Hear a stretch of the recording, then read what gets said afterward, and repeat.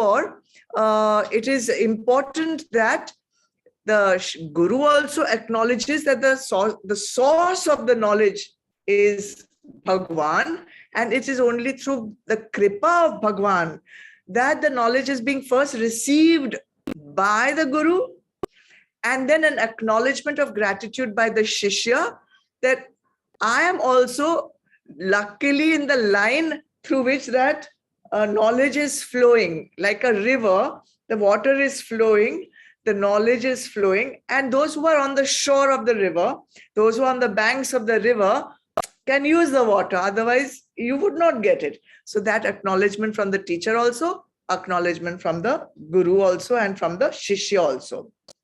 So that's all that this first shloka is telling us. So here also I acknowledge that my Guruji, through whom I have got the kripa to be in this position, otherwise what is my aukat to be here? So I have that gratitude towards the kripa of my Guru, and I pass that, as I always say, I'm just the mailman who has to pass the knowledge from a higher source, that is my Guru. My Guru has got from my Guru's Guru. Like that, we have a very long parampara of Gurus, and this knowledge is coming down, and I bow down to all my Gurus, Dada Guru, Pardada Guru, and I can go on and on because the lineage is very, very long. Let's go on to the second shloka, because the text gets better and better as we go on. So let's go to shlok number 2. Aparoksh Anubhutirvai Prochyate moksha siddhaye Saddhireva prayatnena vikshaniya muhurmuhu. This intimate experience of reality, Aparoksh Anubhuti, is expounded herein for the attainment of liberation only. And it is worthy of being carefully looked into again and again by the good people. All the Shastras in Sanatan Dharma start with telling you what is the purpose of the book, for whom is it, and how it is supposed to be used. So, like you go to school, you have a textbook on math or geography or history. It is always prescribed for a particular class, like class 9, class 10, class 3 cannot, benefit from a class 9 book. So here also in Aparoksh Anubhuti, Bhagwan Adi Shankaracharya has told us clearly what is the purpose of this text, for whom is it, and how is it to be used, and all that is in this one little shloka. So first, what is the purpose of this text? Bhagwan says very clearly, the purpose is for attaining self-realization. If you are interested in that, then this text is for you. Not interested in that, close the book and be done with it. Okay, so that's the purpose. Second, what is the qualification required for you to benefit from this particular Shastra? Bhagwan says, Sadbhi. Sadbhi, you need to be a good person. You need to be a wise person. Then you will benefit from this. Okay, we'll see what it means to be good and wise. Okay, and then how am I supposed to be using this text? Is it a reference book? Is it a chanting text? What is it actually? So he says it is to be used as a guide, because you need someone to tell you step by step what to do. So it is to be used as a guide. Muhur muhu. Again and again you'll have to go back to it. Again and again. First one step. Okay, completed. All right, good. Now let me see what is the next step. Then what is the next step? Then what is the next step? So that's how you're supposed to use this text. So let's go to the first part. Purpose of this text. Attaining self-realization. Bhagwan calls it moksha siddhaye. Moksha siddhaye. Now, What are we trying to liberate? That is very important. Many of us say, I want to liberate the soul. Hello, the soul is not bound. The soul is already liberated. The soul is already free. There is nothing to liberate in the soul. Okay, so then what do we have to do? We have to recognize that the Atma is already free. We have to recognize that the Atma is already liberated, and we have to change our idea of us as liberated, as a bound, limited people, and identify ourselves with the Atma. That means identify ourselves as already free people, right? So right now, that firm belief is not there that I am Atma. What is our firm belief? What is our nishtha? Our nishtha is I am this body, I am this name, I am this form, I am my mind with all the feelings I have, all the emotions I have. I think I am this intellect which has concepts and notions of what is right and what is wrong. And because of that, I'm always judgmental about other people or about everything. So we have to free ourselves from what? That is important to know, because we want to attain self-realization. Means I want to attain that state where I can say, Aham Brahmasmi, with conviction, I am that. So what do I have to get rid of? False notion, false identity. To get rid of that false identity, what else do I see? It's like an onion which has layers and layers which have to get peeled off. So if I want to think of myself as free, as Atma, as liberated already, then I need to get rid of my vasanas. Means I need to get rid of all my impurities. What are my impurities? My vasanas, which are so deeply rooted that they propel me, they urge me, they push me into satisfying desire after desire. I have to get rid of all my attachments to Vishais, because right now my concept of Vishay is that this is giving me Sukh, and I'm running after Sukh. In the bargain, if I have to run after Sukh, I'm going to have to experience also Dukh. So I have to get rid of that attachment. Getting rid of the attachment means what?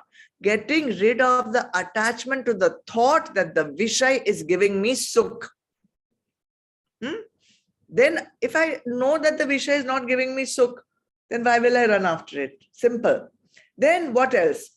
All these feelings, all these emotions which make me jump here and there from rag and dvesh and kam and krodh and matsarya and all these different things which we call enemies of man.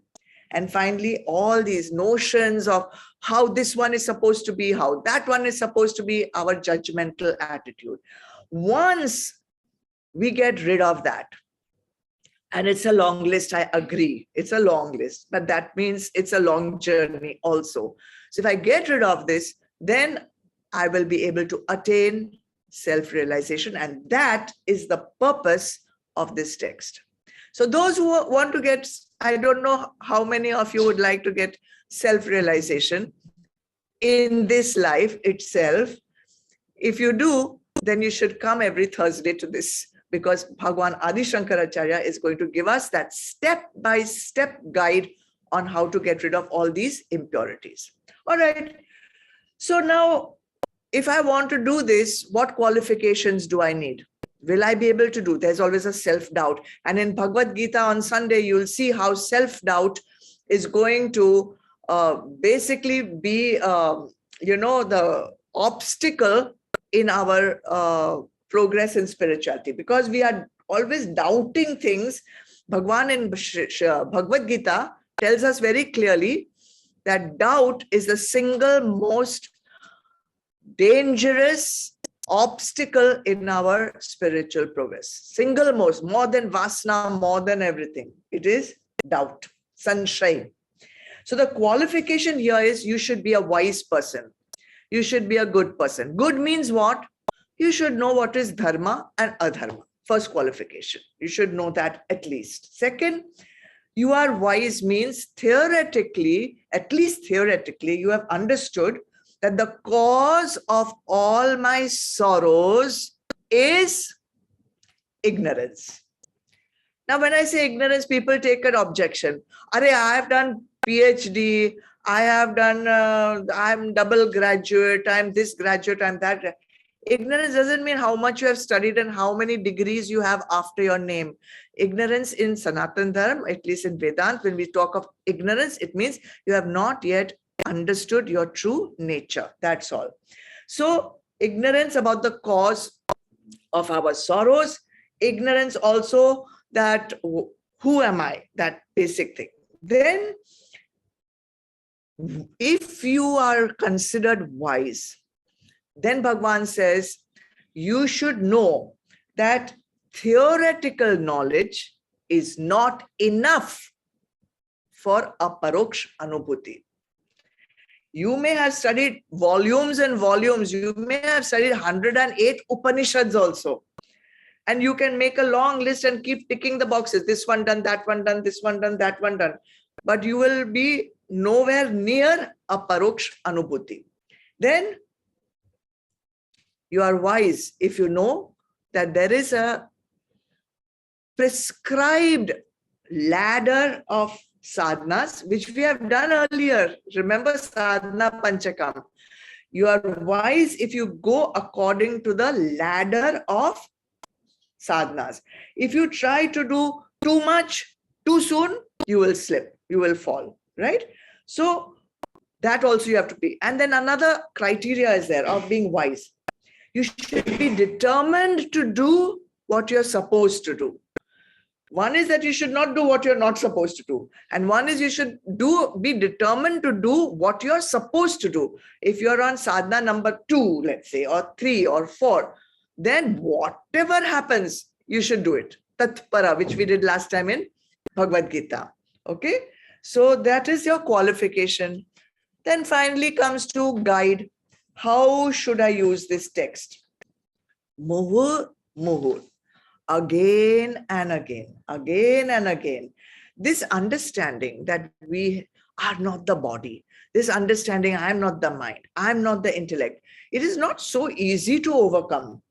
And again, we will fall into old patterns of knowledge, old patterns of behavior, old habits, vasanas pushing us towards vishais, gunas which we are born with, which are propelling us to behave in a way that the way gunas dictate it.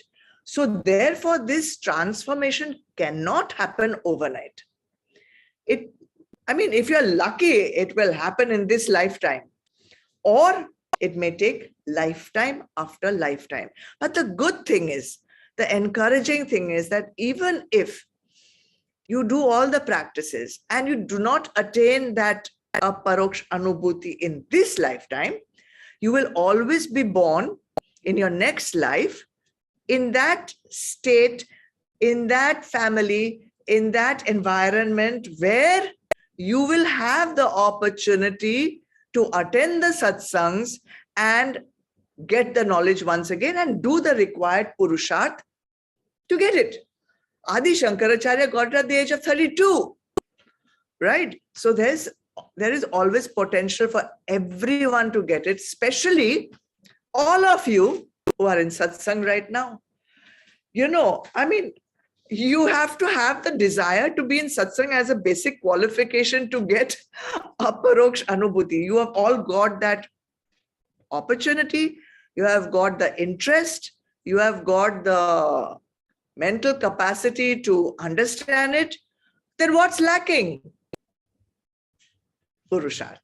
All right. So this is, Bhagavan is going to tell us very beautifully the Purusharth that is required for going on this journey. And this is a journey just like, sometime back means what? I think it was in 2012, when as Siva students, we all went to Kailash Mansarovar, right?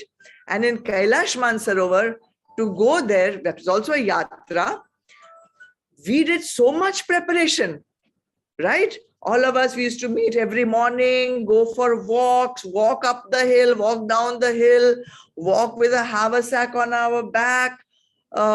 Not only physically prepare ourselves, but mentally I had to prepare everyone. You will not get any comfort. You will not get, good food. You have to bear with whatever it is.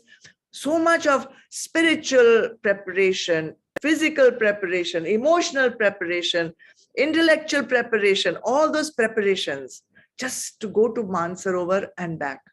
You have to do the same kind of preparation for this journey also. This is also a yatra to our highest goal. So every Thursday we will take one step in that yatra. Join me and let's reach our goal. Right till then, start preparing yourself to be good and wise. All right. So I'll see you again now.